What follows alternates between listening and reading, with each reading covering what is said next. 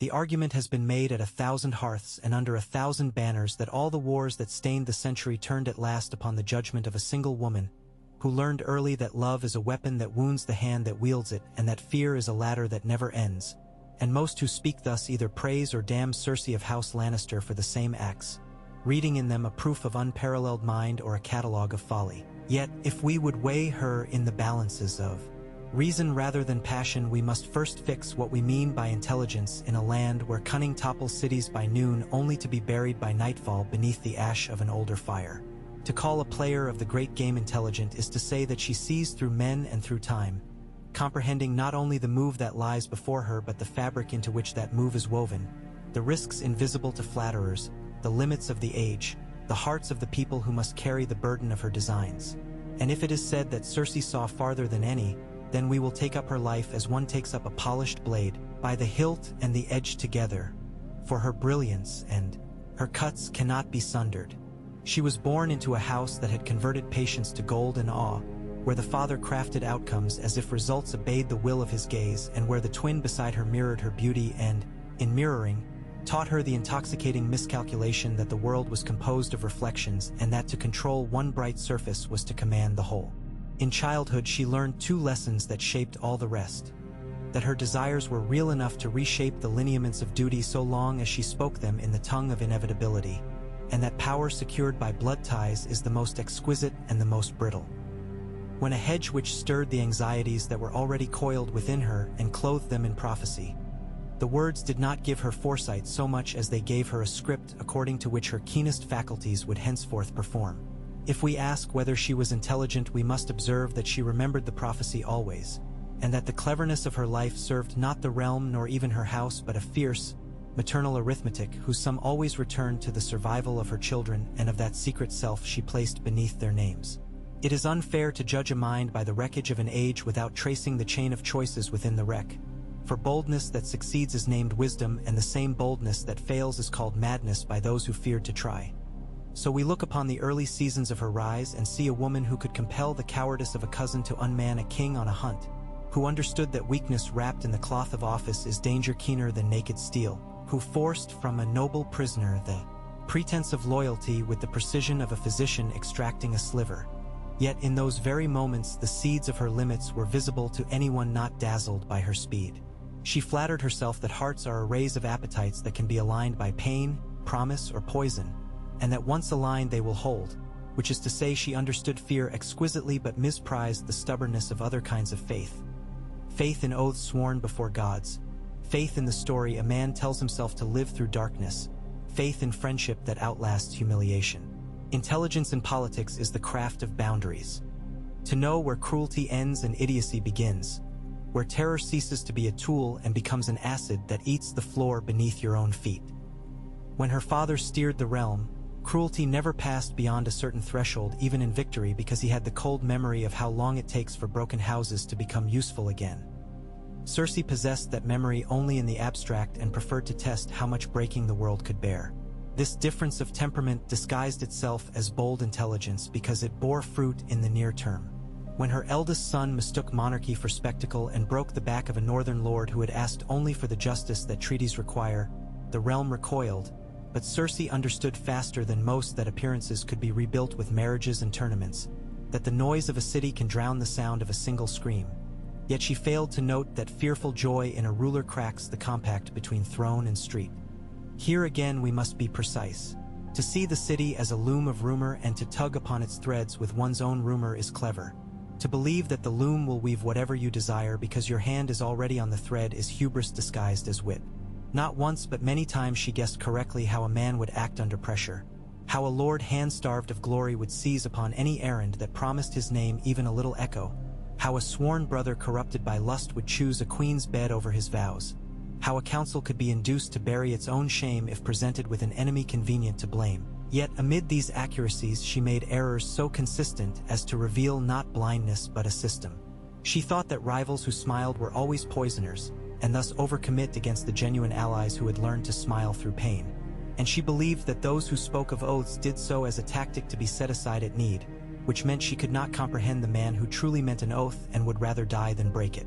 A mind can be sharp and still be shallow, as a rapier is sharp compared to a plow. And when she empowered the warrior monks to kneel a young rival and bind the hands of a court that had mocked the gods, she calculated brilliantly within a shallow frame. Her functionaries became pious executioners, and the oldest edifice in the capital acquired a militia that owed its rise to her nod. She had transformed moral discont in the gutters into institutional force in the sept, and her adversaries among the roses found themselves plucked stem and all. Many chroniclers stop here and declare the mind behind this transfiguration unmatched. For what is statecraft if not the conversion of soft disapproval into sharp steel at precisely the moment when it can do your bidding? But an older education reminds us that the greatest intelligence distinguishes between forces that can be ridden and forces that ride you. In the second movement of that gambit, the monks forgot that they were her creation because piety does not remember its parents, and the queen who had cut a rival by sorting the faith woke with iron around her own wrists and a city gaping like a theater at her body as she made her passage of shame. That march broke something and forged something, both of which matter here. It broke the fragile link in her mind between fear and control, teaching her that public humiliation is a kind of death that can only be redeemed by disproportionate spectacle. It forged in her a willingness to reimagine the laws of nature and of precedent so long as the price hurt those who had hurt her, even if the realm paid in the end. From that crucible there emerged, after a period of hidden work, a singular act of ruthless invention. Her use of the old king's alchemical tinder to erase in one morning the priests who had ruled her, the mandarins who had doubted her, and the petals of a house that had wrapped itself around the boy king like a scented cloak. If we measure intelligence by the enormity of a solution fit neatly to an enormity of a problem, then this appears overwhelming proof. She looked backward into a forgotten stockpile. She looked sideways into the pipes beneath the city that no courtiers recognized as arteries of dominion. And she looked forward into a mental picture of a day without her foes, and she made it so. Only those who know the architecture of revenge can fully apprehend the sheer engineering of that morning. The choreography of lures and locks, the manipulation of clocks and bells, the exploitation of moral vanity in enemies who would not evacuate because evacuation would have admitted fallibility. In the silence after the ruin came a crown. But there are two ways to wear a crown: as the brightest device on a long chain of institutions, or as a bright coin minted out of the institutions you have just spent. She chose the second way and, in the choosing, wrote the final measure of her intelligence upon a scroll already scorched at the edges. When the second son, gentler, tractable, soft with goodness, saw the thing the city had become, he fell from a high place and left her throne unsoftened by heirs. Such a death is a political fact more than a tragedy, for it converts maternal calculation into naked self-rule, and thus it unmasks a mind. In the months that followed, she proved adept at converting debt to loyalty, and this deserves respect. The great counting house across the narrow sea is the real high sept of governance, and it requires from rulers the quality of reliability more than the quality of virtue. To win the friendship of those sober usurers after the Tyrell coin was ash and the lion's coffers thin required more than swagger. She reasoned that payment is the most eloquent policy, and so she sent her generals not toward foes that satisfied honor but toward those barns whose grain and vaults would keep the city and her projects alive. To take the wealth of the South rather than its pride was not stupidity but the coldest clarity.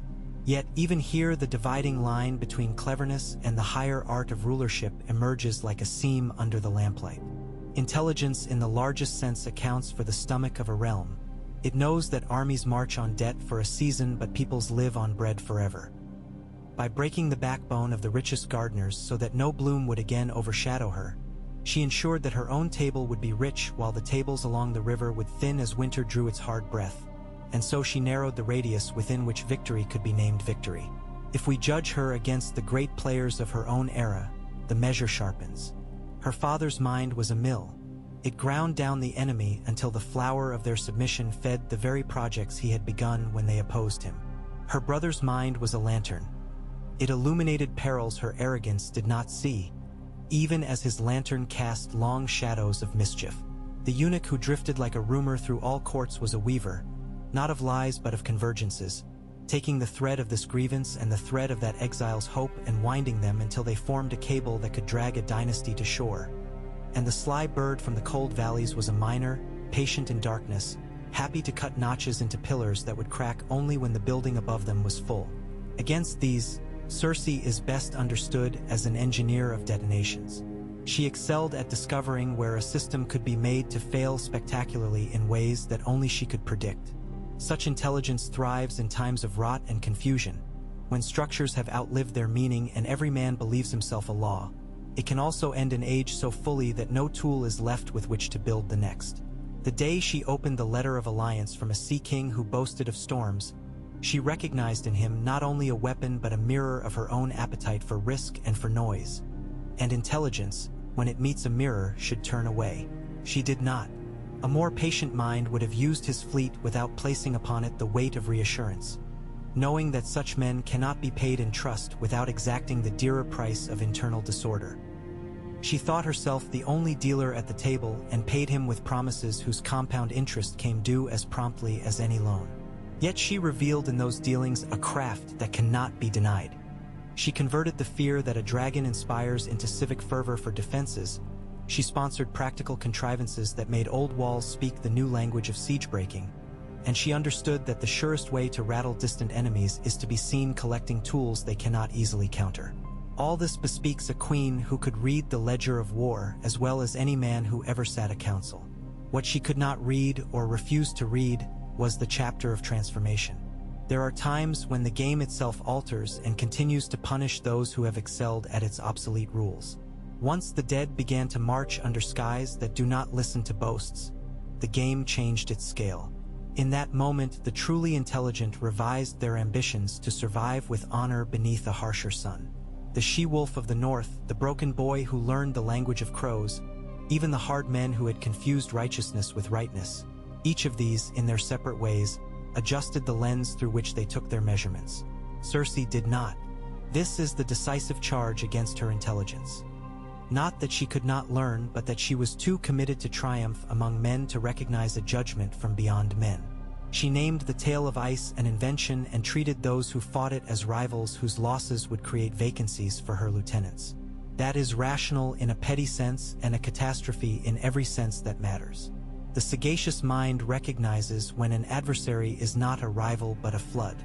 By the time the flood had receded and the dragonborn queen returned with tempered fire in her eyes, the lioness was left holding what she had cleaved off from the realm, boasting of its wholeness while it was already a gathering of fragments. Here we must pause in our haste to condemn and say that her last months displayed a resolve that a student of statecraft cannot help but admire. Deserted by old friends, surrounded by a council trimmed of strong dissenters, she nevertheless grasped that the art of command is composure that does not lie. She refused to flee until the last responsible moment. She understood that panic is contagious and that a queen who runs becomes a rumor and then a jest. She kept the bankers paid, kept the streets pacified by watchfulness rather than by terror alone, and even when her bedchamber fell into whisper and she began to cling to the idea of a child as a talisman against a world that had decided itself without her consent, she maneuvered with the old energy, delaying her enemies at a parley she knew could not truly produce peace, buying hours with dignity. But intelligence is judged at the scale of endings. The dragon came, the walls failed, and the queen who had turned lighter fluid into policy discovered that there are flames no policy survives. She had gambled that the sight of a city under siege would soften the zeal of her foe, that the heart of a foreign queen would in the crucial instant become susceptible to calculation. She had long believed that all consciences are simply sums waiting for a clever hand to arrange the numbers. That belief had served her when men of the capital desired wealth more than justice. It failed her when a conqueror desired not a ledger balanced but a world remade. In the final rush through the corridors, she held to the one truth she had always held bravely and without disguise, that love of one man and love of the child not yet born could still make sense of an empire of rubble. If there is pathos there, it is not a refutation of her mind but a revelation of its boundaries. We therefore return to the question: was she the most intelligent player in the game? If by intelligence we mean the faculty that turns humiliation into plan and plan into event by a thread of audacity that would terrify lesser souls, then yes, she was unmatched, for no other ruler of that age converted personal injury so swiftly into structural innovation. Where others waited on precedent, she forged instruments that never existed before. A holy army created to unholy ends, a clandestine corps of whispers transmuted into the private eyes and ears of a queen, a city's forgotten fires transformed into the swiftest impeachment ever visited upon a ministry. Yet if by intelligence we mean the faculty that can tell when victory is corrosive, when enemies are so useful that their destruction is a loss to the realm, when the fear of prophecy has become the prophecy's author, then she was not the most intelligent. She was merely the brightest spark in a room full of dry straw. A fuller measure must compare her to others. Her father saw the shape of generations but mistook human dignity for a commodity. His intelligence built an inheritance so exacting that it demanded tragedies to keep it oiled. Her brother the dwarf, for all the knife blades of his wit, often prized cleverness over prudence and grievances over coherence. And yet he alone consistently adjusted his ideas when the world proved them wanting. The queen from across the sea had the intelligence of vision and of sentence. She knew how to say a future in a single gesture, but she had not schooled her own tenderness or temper enough to hold that future safely once it was near. The spider had the intelligence of social weather, a genius for knowing where a storm would break. But he was always an advisor, and the crown that Cersei seized he could never have borne with even her degree of steadiness. The Rose Matron understood reputation better than any, yet she would not or could not prevent the overreach of her line. And the lithe climber from the Vale had arithmetic without love, which made him a temporary marvel and a permanent orphan. Among these, Cersei stands as the mind most perfectly fitted to destroy a decayed order and least fitted to found another. Intelligence that can raise but cannot sow is brilliant in a late hour and disastrous in an early one. And it is the tragedy of Cersei that she judge. Always that the hour was later than it was. The prophecy which shadowed her life sharpened this tendency. Believers and skeptics alike should concede that even an invented doom, told to a passionate child, becomes an engine of decisions whose outputs are indistinguishable from fate. She measured every younger woman by the silhouette of a usurper and thus taught those women to become what she feared. She gripped her sons so tightly that, as in the old stories of kings who hold stubbornly to symbols, the symbols broke in their hands. Her mind did not fail because it could not count, but because it counted the wrong things. The true currency is not gold nor fear but alignment. The stringent cleverness that pulls a city, a court, and a countryside into sufficient accord that successes compound instead of canceling one another. She mistook silence for accord, which is a novice's mistake and also the mistake of the traumatized. And yet we must not reduce her to error alone. She perceived with ruthless clarity the hypocrisy of nobles who wrap appetites in piety. She exposed the bribery of sanctity by creating circumstances under which it must either admit its own political character or die. She taught a slew of courtly boasters that the realm is made of mechanisms, not just tales. Even the infamous catastrophe at the Great Sept can be read, by those prepared to be horrified and impressed at once, as a demonstration that government is neither divine right nor divine whim but a set of joints and flammables awaiting the mind that knows where to press. That is intelligence of a terrifyingly pure sort, and it will tempt lesser souls in future eras to confuse effect with good. Here the philosopher of power must speak. Intelligence is not a virtue unless joined to measure. Cersei had measure only in the immediate. She could instantly calibrate the fear needed to close a mouth, the gift needed to open one, the insult needed to unman a rival without incidentally making him a martyr. But she could not or would not scale that measure to the breadth of a winter, the memory of villages, the hungers of a decade. When the dragons came, she did not recalculate. When the dead came, she did not reconceive. When love returned in the shape of the only man she had ever admitted as equal, she could not finally distinguish between the security he offered and the dependency she loathed. Even her last desire, to die in the arms of love with the palace above her intact, was a version of her oldest mistake, to trust stone more than people. A more truly intelligent queen would have made in time a compact of survival. She would have traded pride for alliance before it was too late, would have curtailed the new faith without arming it first, would have left enough of the Tyrell vine alive to keep the city fed, would have paid the bankers a little more slowly and the bakers a little more quickly, would have put the scorpions on the walls but offered the dragon a harbor, would have recognized that an age was ending and that the art was not to stand tallest in its last glare but to be first to plant the new sapling in the ash. There is one reading of her life in which we say she could not do these things because she was a woman in a court that loathed the thought of a woman ruling. There is truth here, and it must be admitted that the contempt she faced was a corrosive that eats judgment. Yet the proof against this excuse is that other women of her time navigated that contempt more subtly or transformed it more skillfully without burning so much of the world. The Wolf Lady learned to turn insult into ice. The Rose Lady learned to use it as perfume. Even the Breaker of Chains learned, too late but learned, that contempt can be milked into awe if one grows slower. Cersei chose rather to return insult for insult and thus magnified the economy of humiliation until the realm traded in nothing else. Intelligence collapses when it must drink its own bile. And yet, in the final summation, the question cannot be settled merely by totting up successes and failures like a merchant in a counting house, for intelligence in the Game of Thrones is always entangled with morality whether the participants admit it or not. A mind that refuses limits will soon fail to recognize facts because facts themselves are limits. She conceived of justice as a kind of decorative vengeance, mercy as an easily exploited romance of weak men, and loyalty as a form of fear that had learned to smile. Once she had embraced these axioms, the world answered by becoming a gallery arranged to fit them, which meant she could no longer see when a different axiom would have purchased a paradoxical gain. Here lies the deepest irony. Her enemies were in many cases less intelligent moment to moment, but their aims were larger, and so the world eventually yielded them material that matched their ambitions. Hers were cramped by the shape of her wound. And yet, in that wound lay the source of those instants when she truly seemed to be the most intelligent player alive, when she read a council room like a chessboard of weaknesses and made moves that no other dared or even conceived. The awful grandeur of such intelligence is that it works. For a while, the city bowed, the ministers died, the bankers smiled, the rival houses found themselves unprepared.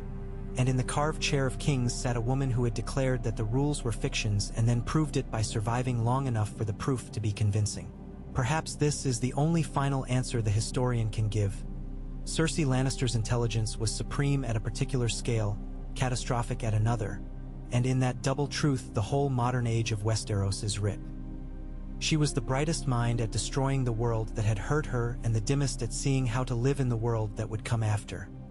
Her crown, therefore, was the most brilliant funeral wreath the old order ever placed upon itself. If T. Game had been only about councils and courts, she would have been its master and the rest would have been footnotes, because the game was at last about peoples, winters, and meanings that outlast any single heart, even a heart as ferocious as hers. She was a comet that rearranged the night but could not become the dawn. Yet even when the question seems answered and the great lamps of our analysis are doused one by one, there remains an afterglow that throws Cersei Lannister's features upon the wall of memory and demands to be studied anew. For a character of such tensile cunning and such narrow horizon cannot be dismissed with a single verdict, and so I return to her life as to a map inked and re-inked after every expedition, noting where the shoals were mistaken for islands and where a beckoning river was but a serpent's trail in dust, and I begin from the moment humiliation hardened to gem and she ceased to be merely a court player and became, in full, an inventor of new instruments of rule. For what is intelligence if not the ability to reach into the storehouse of a civilization and discover uses there unimagined by the generation that filled the shelves, and what is its failure if not the confident misuse of the same discovery until the storehouse burns, and the city that depended upon it is left to barter in ash? And this was the rhythm of her mind. A virtuoso's hand upon devices, a provincial scorn for the countryside that devices must serve, and a prophetess's fear that every face in a crowd was already the face the hedge which had promised would take her place, younger and more beautiful, until at last every younger and beautiful one seemed a single person wearing a dozen masks, and she, with the ferocity of those who will not be replaced, began to treat masks as flesh. The intelligences of others of that age can be sketched in strokes. The father's cold arithmetic measuring pride in units of usefulness and offering a discount on mercy when mercy could be collateralized into future obedience. The dwarf's restless dissatisfaction with any plan that lacked wit's flourish, a flaw and a gift which made him agile when the world turned and incautious when the world demanded patience. The spider's monastic devotion to the stability of the ordinary day, by which baker and boatman and orphan could fill their spans. A devotion so quiet it was mistaken for cowardice, and so sturdy it outlasted spells. The maidens of Rose and Wolf who mastered reputation as a shield and rumor as a knife. The lyre-fingered lord from the Vale who sang oaths into a stairwell and then stepped upon each rung as it cracked beneath those who still believed the song was within them.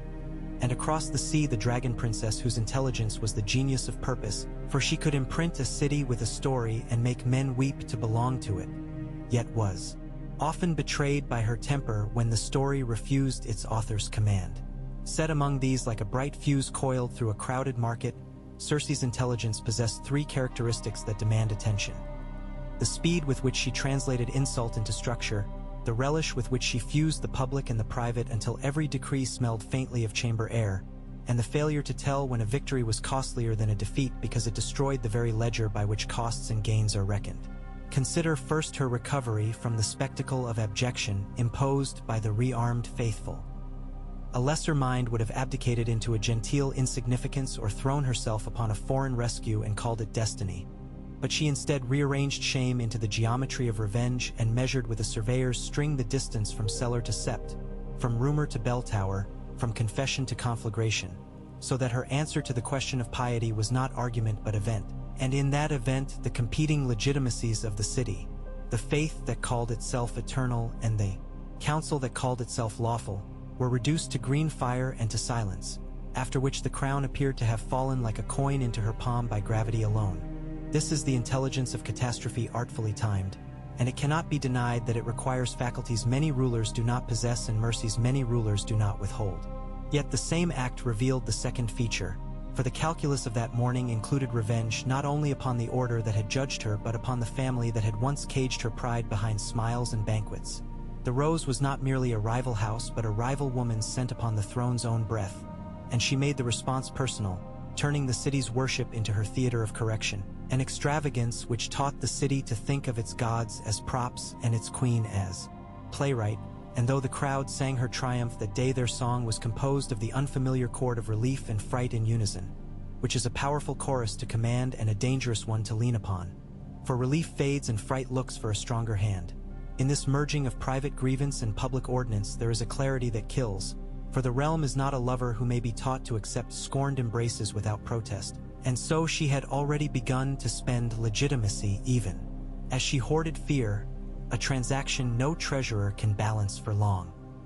The third feature, the inability to recognize a ruin disguised as reward, showed itself in the season of gold and smoke that followed, when she seized not the pride of the South but its vaults, paid the clerks across the sea in good time, and drew from them the coldest friendship money bought, which is the only friendship the counting houses of bravos give, and she used that credit not to replenish a wounded countryside, not to purchase bread for the winter that even the blind could smell, walking down from the fells, but to procure mercenaries whose excellence is speed and whose vice is disappearance, and she greeted them on the quay with a smile that tried to bite and greeted their absence of promised elephants with a smile that tried to pretend, for she always believed appearances could be mended in the next hour by a more forceful appearance, and to her credit she was usually right until the hour arrived that mocked the very tools she had polished.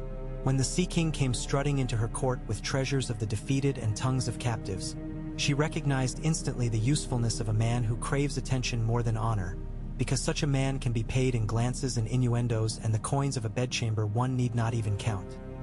Here the intelligence of appetite was at its most efficient, and in a season she had converted the Greyjoy's skirling adrenaline to the city's steadier pulse. The fleet mowing down the serpent flag of Dorne, the halls of the Red keep re-echoing with the despair of a mother forced to watch her daughter die by the precise mirror of a poison once used against a princess whose death she had never ceased to feel as a needle under the nail. You may call this cruelty and you will be right. You may call it clarity and you will not be wrong. For to command the theater of justice in a country where law is a tapestry always on the loom and never fully finished is to know what every thread means to the spectator. And she knew that the spectacle of retribution would bind commoners to her for a time, not by love of her person, but by love of a world in which their queens remembered their dead and answered, and such answers are seductive too. Eyes that have stared too long at doors shut to them. Yet, in the quiet rooms where the truly intelligent rebound from success into doubt and redesign their plans, she did not ask whether the Sea King's hunger for awe would gorge itself upon the queen he served, nor whether the mercenary excellences she had purchased were fragile in the face of purpose. And purpose was what came for her, hammering over narrow seas with dragon wings for pennons and a cadre of counselors who, whatever their personal failures, had learned the lesson that the age had changed its script. Here we turn to the parley at the Dragon Pit. emblem of her mind's greatest finesse and its thinnest margin. She walked into that ruin of empire with the poise of an actress on opening night and listened to a procession of earnest enemies offer the coin of conscience at a discount. And she calculated exactly how much affirmation of their hope would purchase for her a northern siege that would bleed them white while she held warm hearths and full treasuries. And then, with a queen's smile and a tradesman's eye, she signed with her mouth an oath her heart had never considered binding, sending forth no banners at all while the North and the foreign queen burned their knights away in the greatest terror the living have faced since the dawn. And it was a brilliant theft of time, for which many minds before her would have traded a year of their dignity, and yet it was built upon the oldest of her errors, that an oath is a costume for others and a chain only for fools, because what she could not calculate was what such deceit would cost in the unpurchasable coin of alignment when the flood receded and men who had not died looked south with eyes she could not scare or pay. One might say that only a prophet can price in the soul's arithmetic, and Cersei was not a prophet but a tactician of unrivaled speed. The remark has a grain of excuse and a bushel of warning, for the grander minds in the record of our kingship were prophets of a kind. Aegon of the Crowns, who foresaw that a realm stitched by flame must be mended by marriage, rule, and myth. Good Jaehaerys, who grasped that the prosperity of the small folk is the infrastructure of dynasties. Even Maegor the Cruel, whose monstrousness, for all its sin, recognized that the faith militant's steel cannot be suffered forever if the throne is to mean anything. To weigh Cersei against such, one must notice the absence of any governing faith beyond herself and hers. She respected no order except the one in her mind, and therefore she could not see what the city itself believed about itself, and so she could not husband those beliefs into service. The more she exercised personal ingenuity, the more she starved the institutions that translate a single mind's cleverness into a generational form, and in this she was the reverse image of her father, who believed institutions could be so strong that even the failures of his heirs would be contained. She believed heirs could be so adored, so feared, so attended, that institutions might be treated as a stagehand called only when the actor wishes to be lit just so. Her relation to prophecy complicates the judgment, because she moved through life like a woman halfway through a dark corridor with a torch whose smoke she has mistaken for fog, and so she saw outlines where there were none and missed doorways already ajar. If the prophecy had never been spoken to her, we cannot know what temperament would have grown from the same soil, but we can say that her intelligence did not dissolve the fear the prophecy engendered. Rather, it ornate framed it, posed it in the gallery of motives, and bowed to it as to an ancestor.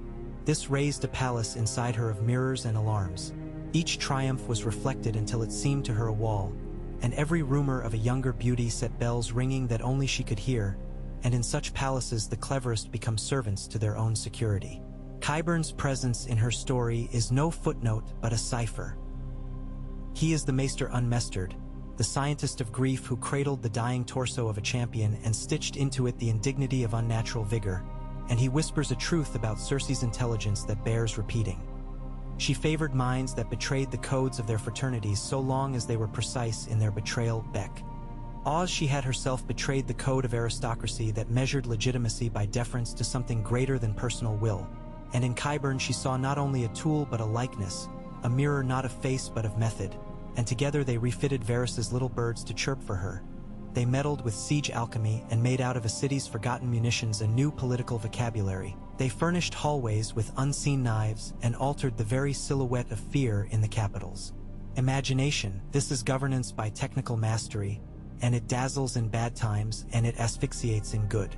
When she repaid the Iron Bank with Highgarden gold after Jaime's grey victory, and the gold train punched through the city's gates just before Dragonfire scorched the rest.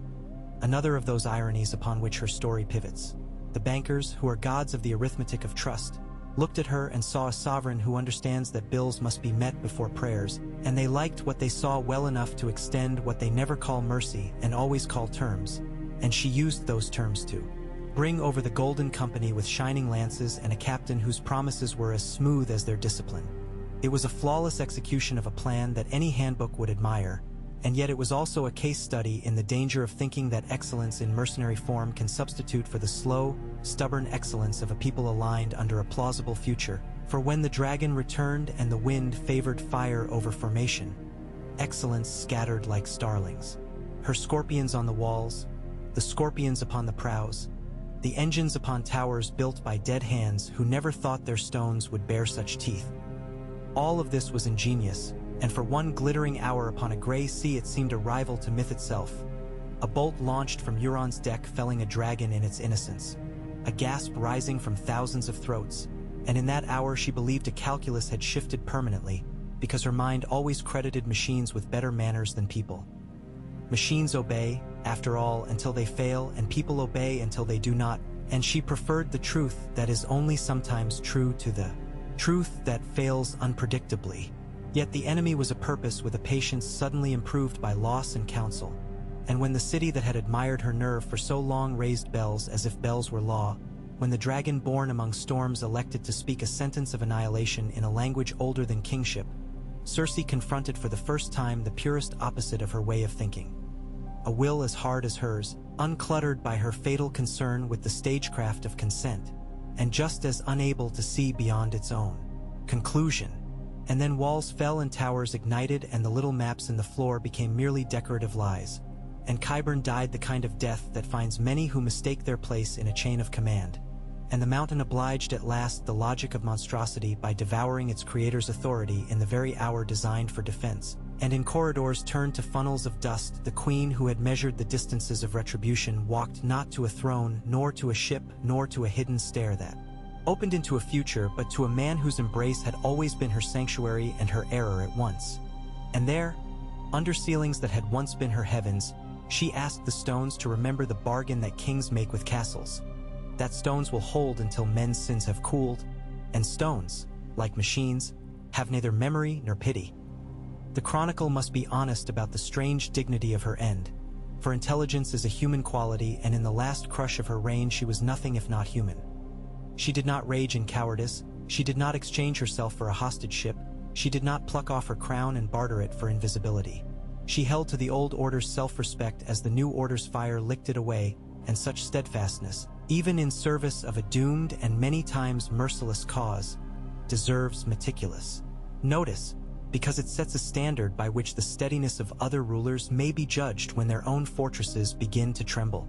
Yet steadiness is not foresight, and the business of our inquiry is not to praise the bearing in which a loss is taken but to assess the mind that made the loss likely. And here the ledger of her intelligence gains its darkest ink. She misread mercy in an adversary as surely as others misread malice in her. She supposed that the sight of mothers gathering children beneath archways would tame flames, which proves that even she carried within her a folk belief that rulers are restrained by tenderness in extremity, a belief she had disproved many times by her own acts yet still expected in others, for we project upon foes the version of ourselves we wish to endorse. More subtly, she wagered that civilian life is the last true hostage of every war, and that every sovereign is in the end as conservative as the stones around them. And this is often the case, and all her prior victories had taught her it would be the case again. And so when it was not the case, her mind had no alternate script except the oldest and most intimate. Embrace, family, the womb word that had guided everything and saved nothing. If we ask whether she was the most intelligent player in the game, we must add to our measures the forgotten dimensions that too many counters omit. The management of appetite across the ranks, the long husbandry of myths, the orchestration of depersonalized loyalty, the calibration of fear so that it sharpens but does not provoke solidarity among those feared. And across these dimensions Cersei achieved masterpieces of the first movement and few of the second. To understand why, consider how she saw people. She knew with exquisite accuracy what terrified a man in a given hour. She could make Lord this confess that his valiance was a heraldic rumor and not a habit. She could make Lady that hanker for a whisper that rose to a secret and then to a complicity that would bleach her cheeks for a week. She could nurse a counsel until it was drunk on the liquor of its own survival. She could, with a look that traveled from mouth to purse to ring to resume, detect in moments where to press. But she did not much believe men changed beyond the terror of the moment, and therefore she did not invest in the institutions that collect small changes into large ones. Her father built bridges that lasted long enough for fools to cross. She built traps under bridges and moved on, counting the screams as proof of mastery. It felt like mastery because it was, until the day the river changed course. When once she did make an investment in the long term, it was into the bloodline. And bloodlines are the most capricious of institutions, because they are governed by the gods and by the frailties that creep unseen into marrow. Thus, when the son she had groomed to correctness misplaced his soul in astonishment at moral horror and chose the gutter beneath air as his last kingdom, her calculus went feral, and she answered chaos with control in its most immoderate form. This is the part of her intelligence that chills. Its confidence that the world's accidental cruelties can be systematized into her own battlefield advantage, that if fate knocked her child from the world she would remake the terms by which the world treats mothers, a beautiful thought if spoken by a poet, a dreadful one if enacted by a sovereign. And yet there was kindness in her that must be acknowledged in the ledger, because to omit it would be to lie about the shape of intellect as it actually moves in real hearts. Her time with the last of her children displayed an alert tenderness, windy and fierce, that proves she understood the stakes of small mornings even while she wagered away whole afternoons. And in those scenes the art of ruling became for her the art of protecting, and perhaps this is what made her so dangerous. That she took statesmanship to be motherhood writ upon a continent, a mistake with the gloss of pathos and the teeth of tyranny, for the mother who governs not a child but a population will excuse any measure in the instant and call it love. Compare her again to the sphinxes who shared her sky. Varus spoke of the realm as if it were a body with a fever, and he the physician who would accept any patient if only the temperature would fall. He believed in equilibrium and mistrusted spectacle, and while he erred in letting his patients wander to other doctors when they desired more dramatic cures, his intelligence showed a deep respect for the feedback of villages, the way rumor turns to law when its circuits are left undisturbed. Littlefinger inverted the order, treating law as rumor and rumor as coin, and he raised a ghost empire out of obligations payable on the day his dagger should meet a king's throat. He himself proved that an intelligence unconcerned with worthy ends is magnificent at repetition and terrible at memory, for he repeated his schema in every court and forgot that men learn to name schema and defend themselves against it. Tywin's intelligences were threefold. A recollection of humiliation so punishing that he committed his posterity to a single vow never to feel that taste again. A catalogue of house minds and their pressure points compiled with diligence his contemporaries seldom matched, and a conviction that appearances are the things themselves so long as those appearances are backed with at least one decisive act of horror per generation. He thus built a rule that could endure any foe but his own premature absence, and absent he became, murdered by the failure he most despised, which he had raised to overcompensate for despising him. Cersei took from him the catalogue and the appearance and discarded the disciplined memory. And so her chariot was fast and her wheel was thin. Olenna of House Tyrell must be named here because she embodied a feminine counterpart to Cersei's flair, a matron who understood that dignity is a commodity that increases the more it is spent for public causes and decays when it is hoarded for family alone. She lost, and her house with her, but she lost in a way that retained moral capital. In the mind of a people there is a ledger that records who spoke openly about the reasons for blood and who hid those reasons in private closets. And the Rose Matron, in her last words, claimed the kind of dominion that eluded the lioness precisely because the rose whispered the truth even as she died, while the lioness shouted versions of the truth all her life but snarled at the truth about herself. The Dragon Queen, a study in another kind of intelligence, learned slowly that mercy amplified with law becomes a sustainable awe, but she also learned too late that in kingdoms where trauma has become the common faith, a ruler's wounds can be repurposed into excuses for destruction. And so her intelligence shared with Cersei the defect of isolation and the virtue of decisiveness. The difference was that one wished to found a new ritual and the other to reaffirm an old entitlement. And it is a bleak joke of history that the new ritual collapsed upon the rocks of madness while the old entitlement was buried beneath the very stones upon which its rights had been carved. In the colder lights of the citadel one might render all this into theorem. Intelligence without the willingness to widen its circle of reference will cannibalize its own successes, while intelligence bound by a too broad conscience will hesitate at the gate and be trampled by those who did not hesitate. Between these there are the few who know when to harden and when to soften, and they become the legends whose reigns require fewer songs because the living is easy enough. Cersei never belonged to that middle school. Hers was the school of the event, the coup de theater. The act that teaches power a new syntax in the morning and discovers by evening that syntax alone is not grammar.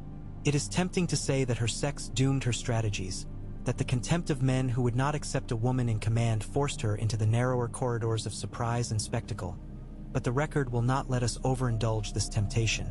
For the North bred a queen out of winter's patience, the Reach bred a queen out of grandmother's cheek. The Riverlands bred women whose steadiness of loss translated into steadiness of governance. And even among her own admiring guards there were women who understood that boldness can be quiet. No, what doomed her strategies was that she succumbed to a view of politics as a perpetual vindication of childhood, a way of proving daily that the insults of earlier courtyards would never be repeated, and in the court that runs the world such a view yields victories that resemble cures until the patient dies of overdoses. There is an older current one might follow as well. Westeros turns on myths as much as on hinges, and the myth of the lioness is not simply of a mother. It is of a hunter who keeps pride together by killing what might scatter it and by roaring at the stone so that stone remembers who walks here. Cersei enacted this myth with such fidelity that the myth itself rebelled, and the pride she preserved was a pride of one, and stones do not remember, and so the roar returned as echo and, finally, as dust. Across the centuries, maesters have argued whether morality is a separate column in the assessment of political intelligence or the substrate upon which every column rests. Those who call morality a column are apt to praise minds like Cersei's when they succeed and condemn them when they fail, as if the failure were a miscalculation. Those who call morality the substrate point out, with a patience that tries the impatient, that systems of fear and spectacle degrade the attention of rulers until data itself becomes enemy, which is another way of saying that there arrives a day when the most brilliant will commit the stupidest act because the inputs he or she has trusted for years have been corrupted by the very policies that kept him or her in command. This latter theory explains why Cersei did not believe reports of a world-ending army until it was tactically convenient to pretend belief and diplomatically convenient to withdraw it. And it explains why she believed her city's awe of her would last through hunger, and it explains why she mistook her own restraint, such as it was in her last days, for the inevitable restraint of another whose rage had ripened beyond recall. If you train a populace and a court to mirror terror and appetite back to the throne, then you will eventually lose the ability to hear other kinds of music. And still it must be said, what a musician she was within her chosen key. The decrees that bent guild and watch to her needs were crafted with impeccable timing. The uses she found for the revived capital levy and for the grapevine of sellers and servants exceeded those of older kings who had boasted of such arts. The cross-routed payments to certain captains kept quarrelsome lords momentarily wed to a crown they privately loathed. The management of Pycelle's slow disgrace and Kevin's sudden end marked her as a student of the delicate difference between symbolic removal and total erasure. The choreographies of funerals and betrothals and progress through the city set a new mark for theatrical governance, making of the Red Keep a stage every door of which could be made to open onto awe. And when the hour came to choose whether to be a martyr of the sept or a patron of the pyre, she chose and the sept disappeared. And however we judge that end, we must observe that she transformed a tool of terror long accumulated by a mad king and a terrified city into a device of political argument whose clarity could be read from the blackened stones without a single scribe to gloss it. There is an argument, whispered and dangerous, that such intelligence is precisely the dosage required in a time of fracture, that the softness of merciful minds becomes a luxury when tribes that call themselves houses argue over recipes for survival in winters that last lifetimes. It is an argument made by those who love a strict father or who carry inside them the infant's dream that a will in the sky will correct what goes wrong on the ground. And to such readers Cersei is a comfort, for she proves that will can indeed make a century move, though it does not prove where the century will go. The quieter argument, which has for its image a barley field rather than a throne room, is that intelligence of the Cersei kind must always be borrowed against a future, and that someday the lender will ask for payment. And if the borrower has not put aside stores of trust and habit and legitimacy and truth, the borrower must pay in stones and sons, and she paid in both. After the settling of Ash and election and northern separations, after the spider's intrigues ran out of web and the lyre-fingered lord dangled from a rope of his own braiding, after the dragon went where dragons go when the world refuses them, after speeches in a dragon pit reframed sovereignty as selection rather than consecration, what then was the measure of Cersei's intelligence in the schools where young lords now study? I suspect they are taught two truths like a matched pair of knives. First, that the speed with which a ruler can invent a tool from the discarded parts of the past is the speed with which that ruler can escape a trap. Second, that the addiction to such speed will prevent the building of anything that endures when the traps are cleared. They will be told that a city is not a mind but a metabolism. It requires pulses, habits, and the undramatic functioning of workshops, and that many a prince has failed for want of boredom. They will be asked to memorize that IQ. Yoon, who privatizes every public question, will watch the public privatize the queen, converting the person upon the throne into an object of fascination unaccompanied by loyalty. And here the chronicler sees again the faces in the crowd when Cersei became queen of the seven and, within months, the fewer of the six, and notices that the cheer was always seasoned with the spice of gossip rather than the heady bread smell of belonging. Above all, they will be instructed that prophecy is a bad teacher, not because it lies but because it tells the truth in a grammar the pupil cannot parse without falling under the spell of self-reference. And in the chamber where Cersei listened to a swineherd sorceries as if they were the city's charter, the new generation will hear a footnote read aloud, that the most dangerously intelligent rulers are those who never learn when to disbelieve themselves. In the library of such lessons, the entry for Cersei is long and written in a hand that alternates admiration and lamentation, as if the scribe's ink itself could not decide whether the figure he draws is a heroine of the old, pitiless epics or a caution whose every glittering step was lit by will-o'-wisps. Her mind was a cutting instrument that never dulled, but she honed it upon her own house until at last it sparked. She could smell, across a vaulted hall, the drop of advantage hiding in the pocket of another's jest, but she could not smell the smoke of institutions burning until the fire had climbed her own sleeve. She knew the price of every favor and the value of every insult, but she did not know what it means for a people to have a shared meaning of tomorrow. All that said, I will not let this scroll close with contempt, for contempt is the laziest counsel of history. The woman we judge moved through a world sharpened against her in every lane, spoke a language whose every noun was masculine and every verb conditional upon permission, learned early that mercy was a sting that men who feared women called honor, and taught herself to refuse that sting even when honey might have been harvested from it.